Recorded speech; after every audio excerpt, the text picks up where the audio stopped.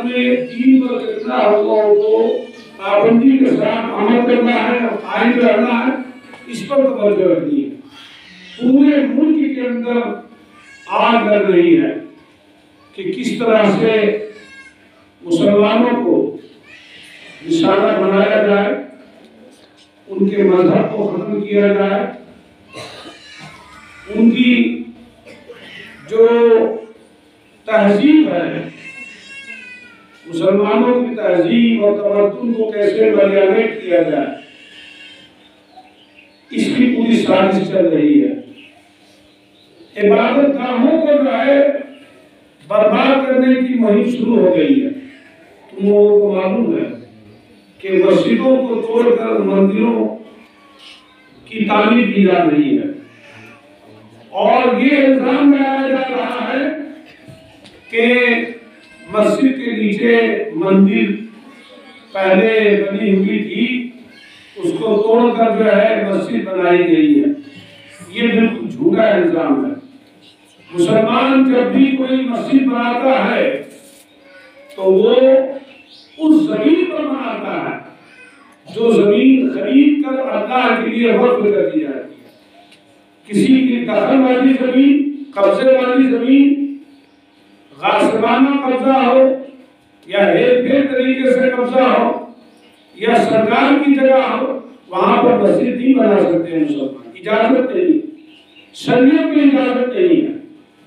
پہلی مسجد جو مسجد نبی بنی ہے، جناب محمد رسول اللہ صلی اللہ علیہ وسلم نے اس مسجد کی زمین کو باضابطہ خرید لیا۔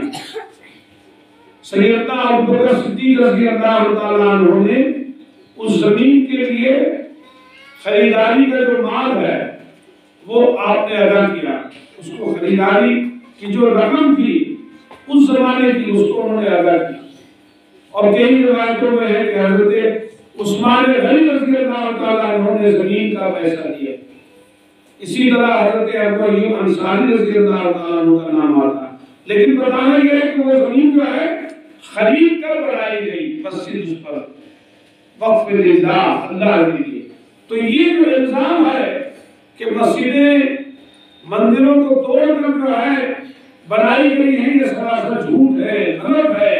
ہر بچہ کو یاد رکھنا کہ اس ملک کے اندر سرکار تبلیغ چل رہی ہے، ہر بچہ کو، ہر بچی کو یہ جھوٹا الزام جو کہا جا رہا ہے، ہمیں اس کی دفاع کے لیے تیار رہنا۔ مدرسے میں تعلیم اور تربیت دو چیزیں سکھائی جاتی ہیں، تعلیم اور تربیت، اور اسی کے لیے تم تمام بچیوں نے اپنے ماں باپ کو چھوڑ دیا، اپنے رشتہ داروں کو چھوڑ دیا، اپنے گھر والوں کو چھوڑ دیا، گھر کے آرام کو چھوڑ دیا۔ گھر میں ایک اچھا اچھا کھانا ملتا تھا، اس کو تم لوگوں نے چھوڑ دیا۔ کیوں؟ تاکہ تعلیم حاصل کرے۔ تعلیم کے لیے تم آئی ہو۔ تعلیم سب سے بڑی دولت ہے۔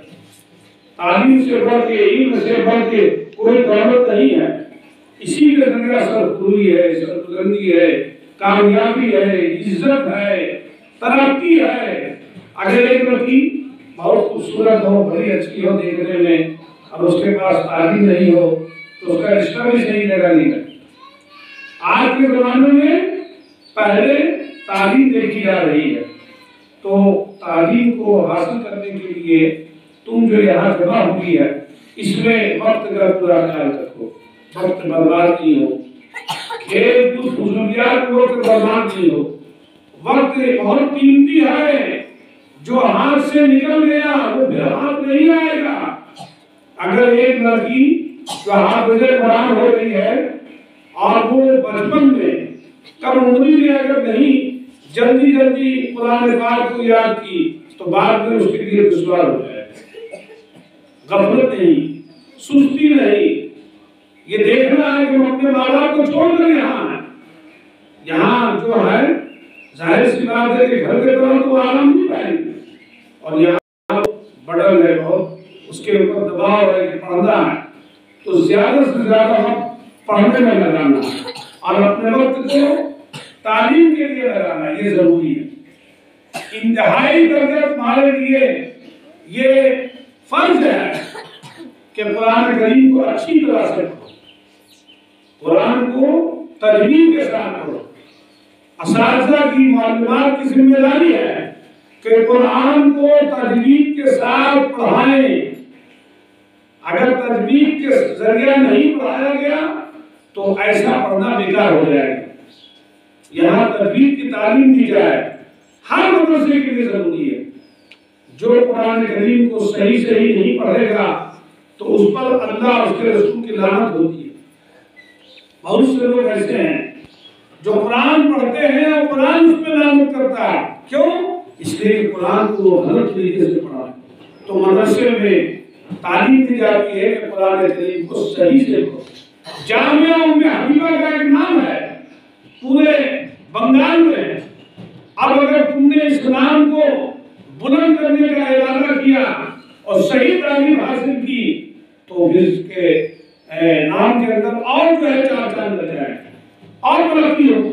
اور تم اگر صحیح سے نہیں پڑھی تو مدرسے کی بدنامی اور تمہاری بھی بہت بڑی بدنامی اور نقصان ہو۔ دوسری بات یہ ہے کہ جو یہاں مدرسے میں تمہارے ساتھ برتاؤ ہو رہا ہے، جو تمہارے ساتھ معاملہ ہو رہا ہے، کہیں کچھ گڑبڑی ہو سکتی ہے، کبھی کھانے کی کوئی پریشانی ہو سکتی ہے، کسی اور طرح کی الجھن، اس کی کہیں شکوہ شکایت نہیں کرنا۔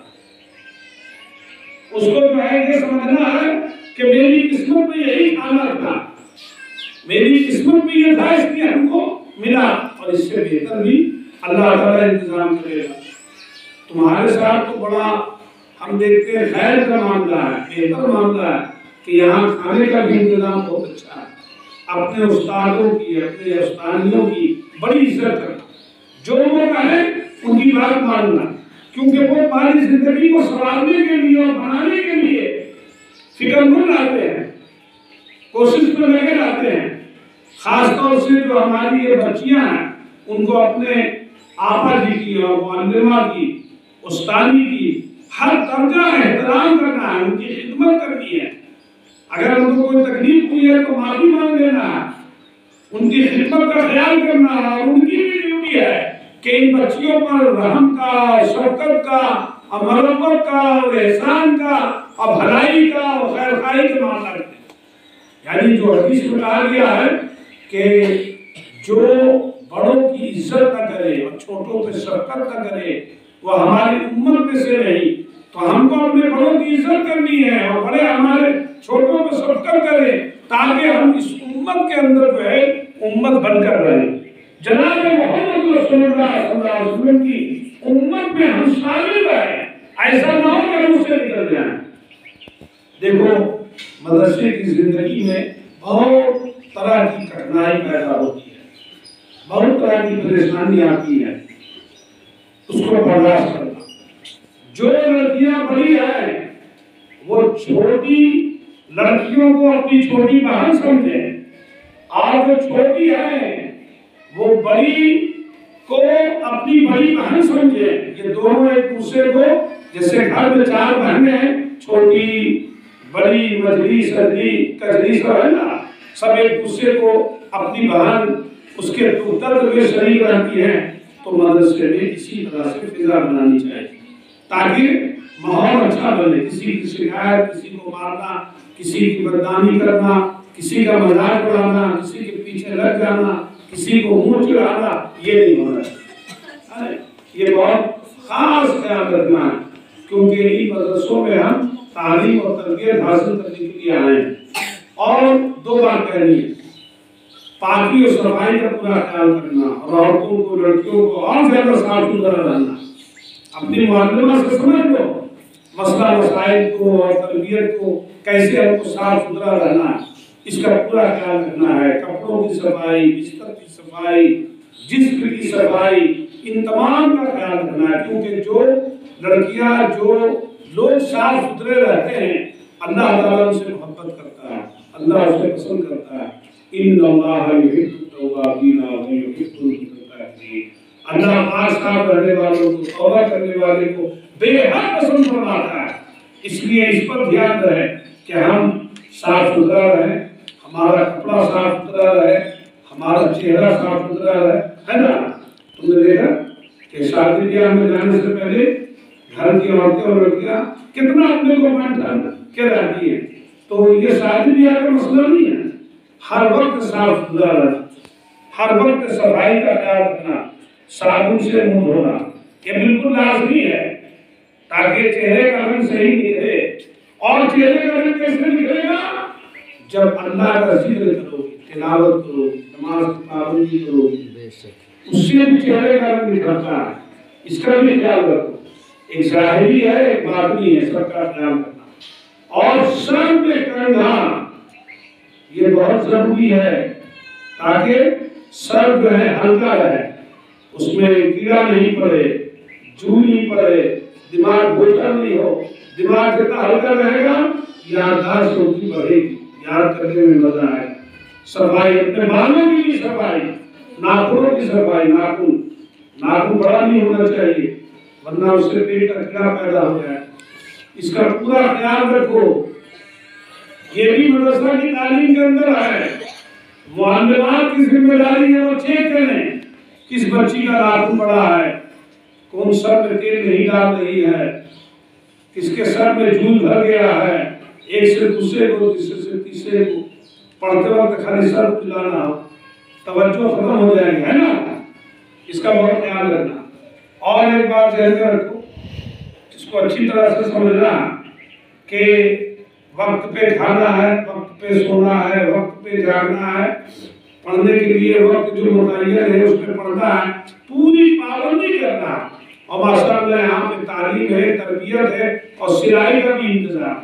جو بڑی لڑکیاں ان کو ضرور سیکھنا چاہیے، پکانے بھی سیکھنا چاہیے، سلائی بھی سیکھنا چاہیے تاکہ بعد کی زندگی میں کام آئے. اور جب یہاں سے تم اپنے گھر میں جاؤ تو گھر کی جو تمہاری مائیں اور بہنیں اور دیگر بھائی ہیں اور رشتے دار ہیں اور والد محترم ہیں، ان کو پہلے سلام کرو، ادب سے ملو، تب وہ سمجھ جائیں کہ یہ مدرسہ سے پڑھ کے کچھ سیکھ کر آ رہی ہے. یہ نہیں کہ گھر میں جا کے بد اخلاقی کا مظاہرہ کرو. گھر میں بھی نماز کی پابندی کرنی ہے، وہاں ایک دم پابندی کے ساتھ، تاکہ گھر کے لوگ سمجھیں کہ مدرسہ میں جو جامعہ میں حبیبہ میں یہ پڑھنے کے لیے گئی ہے وہاں صحیح بات ہے. ان باتوں کا خیال رہے گا تو انشاءاللہ کوئی بولی انشاءاللہ بولو، منہ سے نہیں بولنا ہے، اس کو کر کے نہیں دکھانا. یہ پورا خیال رہے. آئندہ ہم پوچھیں گے بھی، ہم تو چیک بھی کرتے ہیں کون لڑکی کا سر جھڑا ہوا ہے کہ نہیں ہے. میرے یہاں گھر میں بہت سختی ہے، روزانہ قرآن صحیح سے تلاوت ہو رہی ہے کہ نہیں چیک کرنا پڑتا ہے. ابھی چیک کریں گے جس کا ناخن بڑا اس کو نظر رکھیں نکال. یہ ہم بہت سخت ہیں، جہاں ہم پکڑ لیے پھر سمجھ لو. اس لیے ابھی سے اس کی پابندی، اس کا خیال اور صاف ستھرا ماحول بنانا ہے. صفائی میں دوسرے اپنے سے صاف کرو. اب یہ دیکھو یہ تمہارا اپنا گھر ہے، باہر کے آدمی آ کر دیکھ کر کہیں کہ یہ لوگ بہت اچھے طریقے سے رہتے ہیں، تو کوئی یہاں پہ توڑ دیا، کوئی یہاں پہ اٹھا دیا، یہ سب کھڑی کھڑی لڑکی لوگ یہ سب کرتی ہے. یہ سب بہت خراب ماحول بنانے کی کوشش نہیں کرنا، اچھا ماحول بناؤ. ایک گھر میں 2-4 لڑکیاں رہتی ہیں نا تو پورا گھر صاف ستھرا رہتا ہے. اور یہاں تو 100 بچیاں، تو یہاں تو صفائی کا نام و نشان ختم ہو جانا چاہیے. یہ گندگی کا نام و نشان ختم ہو جانا چاہیے اور صفائی کا پورا اہتمام ہونا چاہیے. تو یہ چند باتیں ہیں جو میں نے مناسب سمجھا. آج تقریر ہم نہیں کر رہے ہیں، ہم 2-4 بات ان سے کہہ رہے ہیں، اس کا پورا خیال رکھنا ہے. اور بھی لوگ آئیں گے تو وہ سب دیکھیں گے تمہارے کاموں، تمہارے ایکٹیویٹیز کو دیکھیں گے، تم کس طرح اچھا قرآن پڑھتی ہو کہ نہیں. ابھی ماشاءاللہ قرآن شریف جو ایک بچی نے پڑھی اور اس سے بھی اچھی پڑھائی ہونی چاہیے. پڑھائی کا جو انداز ہے وہ بہت بہترین ہونا چاہیے. ایک لڑکی نے تقریر کی، ایک بچی نے تقریر کی ابھی نا، تو اس نے تو ایسی تقریر کی کہ بڑے بڑے لیڈر فیل ہو جائیں گے خوب جذبات کے زور سے. تو یہ دیکھنا ہے کہ ہم جو بات دوسرے کو کہہ رہے ہیں سامنے والا سمجھنا ہی نہیں سمجھ رہا، تو اس کا بھی خیال کر کے بیان کرنا ہے، تقریر کرنی ہے. یعنی جو اس میں خامی ہوگی اس کو درست ابھی کر دینا، کیونکہ ابھی تو تم رکھ کے بول رہی ہو، کل بغیر رکھے ہوئے تم کو بولنا ہو، تب نہ کوئی کہہ سکے گا کہ ہاں یہ مدرسے میں صحیح پڑھ کے آئی ہے۔ تو ان باتوں کا خیال رکھو، اللہ تعالیٰ مجھ کو اور تم سب کو صحیح عمل کرنے کی توفیق عطا فرمائے۔ ربنا تقبل منا انک انت السمیع العلیم۔ دعا فرماؤ اللہم صل علی محمد وعلی آل محمد کما صلیت علی ابراہیم وعلی آل ابراہیم انک حمید مجید۔ اللہم بارک علی محمد کما بارکت علی ابراہیم وعلی آل ابراہیم انک حمید مجید۔ اللہم انت السلام ومنک السلام وتبارک یا ذا الجلال والاکرام۔ ربنا ظلمنا انفسنا وان لم تغفر لنا وترحمنا لنكونن من الخاسرین۔ اے اللہ اس مدرسے کی تمام بچیوں کی محنتوں کو قبول فرما، ان کی تعلیم میں ترقی فرما، تربیت میں ترقی عطا فرما۔ اے اللہ جامعہ ام حبیبہ سے پڑھنے والی بچیاں قوم و ملت کے نام کو روشن کریں۔ اے اللہ بچیاں حافظ قرآن ہو رہی ہیں، عالمہ بن رہی ہے، اللہ انہیں خوب ترقی عطا فرما، ان کے ماں باپ کو بہتر درجہ عطا فرما، ان کے استادوں کو استانیوں کو اے اللہ آخرت کا بہتر درجہ عطا فرما۔ اے اللہ ان باتوں کو قبول فرما دے، اے اللہ ان معصوم بچیوں کے لیے علم کے دروازے کو کھول دے، اے اللہ علم کا خزانہ ان کے سینوں میں بھر دے۔ پروردگار عالم جو دشواریاں ہیں، جو پریشانیاں ہیں، مدرسے کی جو ضرورتیں ہیں، خیر سے اس کا انتظام فرما دے۔ اے اللہ جو لوگ جس طرح سے اس مدرسے کا تعاون فرما رہے ہیں، انہیں بہتر سے بہتر آخرت کا بدلہ عطا فرما۔ اے اللہ پورے دنیا کے اندر بے مثال ادارہ اس کو بنا دے۔ اے اللہ جامعہ ام حبیبہ کے نام کو چاروں طرف پھیلا دے۔ اے اللہ جو لوگ جس طرح سے محنتیں کر رہے ہیں اسے قبول فرما۔ اے اللہ بچیوں کو پریشانیوں سے دور فرما دے۔ اے اللہ اگر کسی طرح کی پریشانی کسی طالبہ کو ہو رہے اللہ تو اس کا خاتمہ فرما دے، ہر طرح کی بیماری سے آفات سے حفاظت فرما۔ اے اللہ اجتماعی بیماری سے حفاظت فرما دے۔ اے اللہ ہر طرح کی مشکلات سے حفاظت فرما۔ اے اللہ تمام مسلمانوں کو نیک راستے پہ چلنے، صراط مستقیم پر چلنے کی توفیق عطا فرما۔ اے اللہ آخرت کی ترقی فرما، آخرت کی کامیابی نصیب فرما۔ پروردگار عالم قبر سے محفوظ فرما، قبر سے ہم سب کی حفاظت فرما، قبر کے عذاب سے ہم سب کی حفاظت فرما۔ اے اللہ قبر میں جو لوگ جا چکے ان پہ رحم کرم کا معاملہ فرما۔ اے اللہ ان کے لیے پروردگار عالم اپنے رحمت کے دروازے کو کھول دے۔ ربنا تقبل منا فإنك أنت السميع العليم وصلى الله تعالى على خير خلقه محمد وآله وأصحابه أجمعين سبحان ربك رب العزة عما يصفون وسلام على المرسلين والحمد لله رب العالمين۔ يا مرحبا